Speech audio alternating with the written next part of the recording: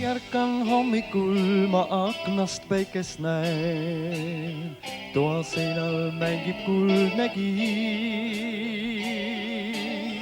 Raam hinges heliseb ja tean, kui lõpeb päev, ei vaibu helin see veel siin.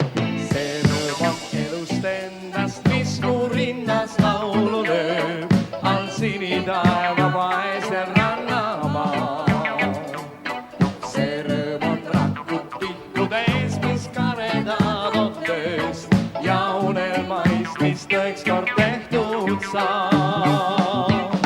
Ja tulehoost, mis valgeid kurjeid tõukab veel ja päiksepaistest palavast on see.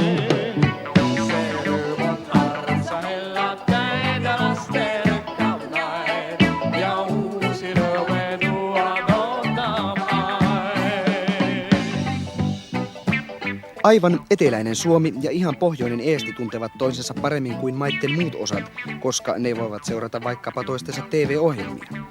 Iltatähti korjaa nyt tilannetta paremmaksi. Tämä ohjelma menee Suomeen ja Eestiin kolkasta kolkkaan samanaikaisesti.